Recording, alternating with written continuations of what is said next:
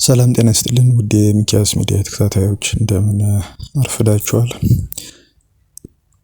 ትናንት እንግዲህ በሰበር መረጃችን በቲዲኤፍ እና ማለትም በትግራይ ኃይሎች እና በራሱን የትግራይ ሰላም ኃይል ብሎ በሚጠራው ኃይል መካከል የተኩስ ልውውጥ በወጅራት አካባቢ ደርሶ እንደነበረ መዘገባችን ታስታውሳላችሁ። እናም ይህ ሁኔታ በአካባቢው የሀገር ሽማግሌዎች ረገብ እንዳለ እንደዚሁ በዘገባችን ላይ ገልጸን ነበር። ያው ተጨማሪ መረጃ ካገኘን ያው ተመልሰን እንደምንመጣ ነግረናችሁ ነበረ። ዛሬ እንግዲህ ከቅድም ከጠቀስነው ከትግራይ ሰላም ኃይል የተላለፈ መልእክት አለ የሚል አንድ መረጃ ደርሶናል። እንግዲህ ይሄ መልእክት እንግዲህ በጥቅሉ የሚናገረው ይሄው ኃይል ምን አይነት እንቅስቃሴ እያደረገ እንደሚገኝና መነሻውስ ምን እንደሆነ እንደዚሁም አሁን ያለው ሁኔታ ምን ይመስላል የሚለውን ነው የሚጠቅሰው። ያው ሲጀምር ያው ሰላም እና መረጋጋት እንዲሁም ሕግና ስርዓት ማስፈን ያው ምርጫችን ነው ይላል ይሄ ኃይል። እንደዚሁ ያው ፍትህና ርትዕን ማንገስም እንደዚሁ ምርጫው እንደሆነ ይናገራል። እንግዲህ አሁን የተፈጠረው ሁኔታ በንግግርና በውይይት መፈታት ሲገባው እኔ ያልኩት ካልሆነ እኔ ያልኩት ካልተገበረ በሚለው ኋላ ቀር አስተሳሰብ እና መነሻ መድረሻው ያደረገ ህገወጥ ያለው ማለት ነው። ያው እዚህ ጋር የሚጠቅሰው የአደመ ቡድን ብሎ ነው። ያው ዓለም ደብረጽዮን ሞንጆሪ ነው የሚሆነው ግልጽ ነው። ሌላ ትርጉም እንዳለው ያው እዚህ ላይ የተጠቀሰ ነገር የለም። በዚህ ስርዓት ምክንያት ያው ሰራዊቱ ለሁለት እንደተከፈለና እርስ በርስ መሳሳብ እንደተፈጠረ በመግለጽ በዚህ ምክንያት የራሱን ይሄ የትግራይ ሰላም ኃይል ብሎ የሚጠራ ወገን ራሱን እንዳደራጀ ይናገራል። እናም ራሱን እያረጋገጠ ነው የሰላም ኃይል መሆኑንም ሲል በዚህ መልእክቱ ላይ ይገልጻል ማለት ነው። ሰራዊታችን በመረጠው ትዕግስት በዋጅራት አካባቢ እና በሌሎችም አካባቢዎች ህዝቡ ምስጋናውን እየገለጸልን ይገኛል ብሏል። እንግዲህ ያው በተኩስ ልውውጡ ዙሪያ ማለት ነው።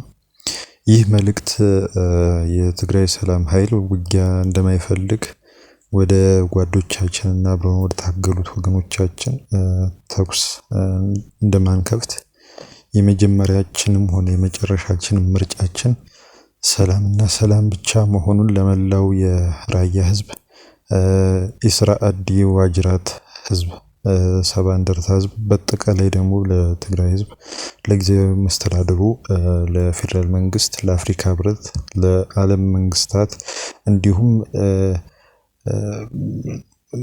ግጭት ለመፍጠር ለሚፈልገው ቡድን ለማሳወቅ እንወዳለን ይላል። እንግዲህ ግጭት ለመፍጠር የሚፈልገው ቡድን ያለው ቀደም ሲል አደመ ሲል የጠራውን አሁንም በዶክተር ደብረጽዮን የሚመራውን ህወሓት ማለት ነው። በተጨማሪም ሁሉም ደጋፊዎቻችንና ወዳጆቻችን የተወሰኑ ደግሞ ጠላቶቻችን ሊረዱት የሚገባው ነገር የትግራይ የሰላም ኃይል ለፍትህ የሚታገል አንጃ ግራንጃን የሚጠላ ልዩነቶቻችንን በህጋዊ መስመር ለመፍታት አለብን ብሎ የሚያምን የመኸተ የሚለው ያው ባለፉት 2-3 አመታት በጦርነት ውስጥ የቆየ ኃይል ከማንኛውም የፖለቲካ ፓርቲ ተጽዕኖ ነፃ ሆኖ መስራት እንደሚገባው የሚያምን ለዚሁም የታገለ ሁሉም ፖለቲካዊ ድርጅቶች በእኩል እና አግባብነት ባለው መንገድ የሚያስተናግድ በአጠቃላይ የትግራይ ህዝብ በህጋዊ ምርጫ መንግስትን እስከሚያቋቁም ድረስ የተመሰረተው የትግራይ ጊዜያዊ አስተዳደር ፕሬዝዳንት አካታች ካቢኔ መስርቶ ለሁሉም የትግራይ አካባቢዎች እኩል የሆነ የአስተዳደር ወይም ደግሞ የውክልና መዋቅር መፍጠር አለበት ብሎ የሚያምን ኃይል ነው ይላል። እንግዲህ በዚህ መግለጫው ላይ ማለት ነው።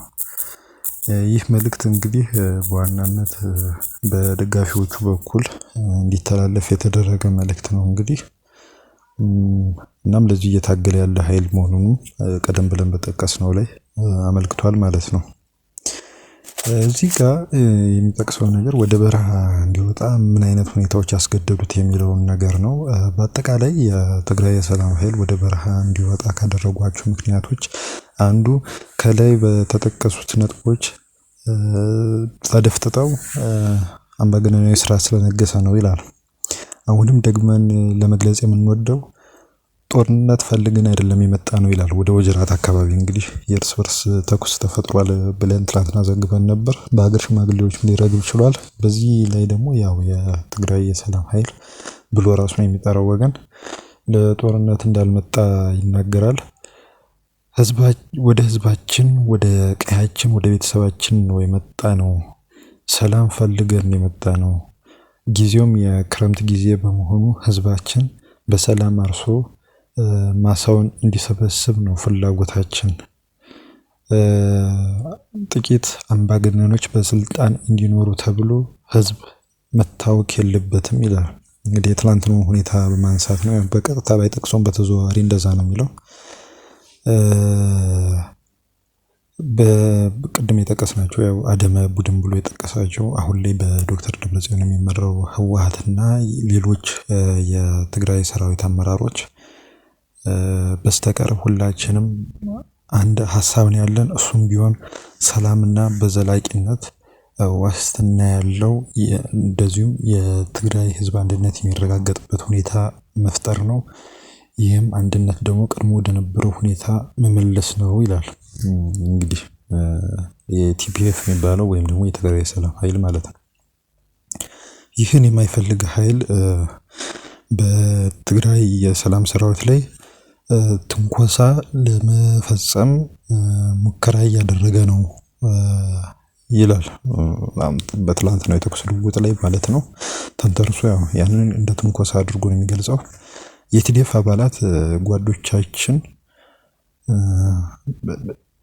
በዚህ በተወሰነላችሁ ጊዜና ዕለት እንግዲህ የተወሰነው ጊዜ ምን ያህል እንደሆነ እዚህ ጋር አይጠቅስም።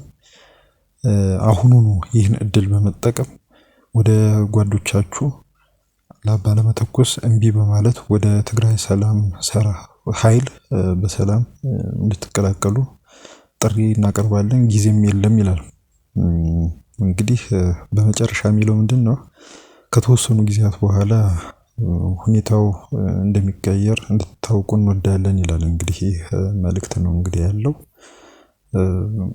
ብዙዎች እንግዲህ በትግራይ ፖለቲካ ላይ አስተያየቶቻቸውን በመስጠት የሚታወቁ ወገኖች በአሁኑ ወቅት በሁለቱ ወገኖች መካከል ይፋዊ ጦርነት ሊከፈት ይችላል በማለት ስጋታቸውን ሲያጋሩ እየተመለከትን ነው በማህበራዊ ሚዲያ ላይ።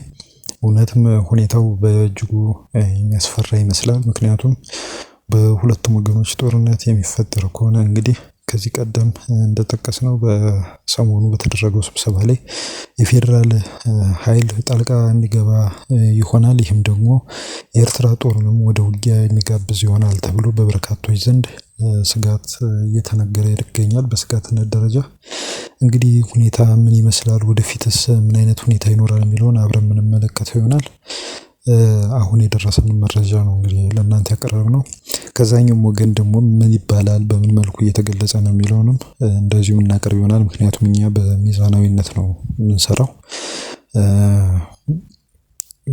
በቅድሚያ ግን ያው የህዝቡ ሰላም መረጋገጥ አለበት ብለን እናምናለን። ሰላም ለህዝቡ ይሁን። የዩቲዩብ ቻናላችንን ሰብስክራይብ እንድታደርጉ በአክብሮት ጋብዘናችኋል። መልካም ቀን ይሁንላችሁ። አዲስ ነገር ሲኖር ተመልሰን እንመጣለን።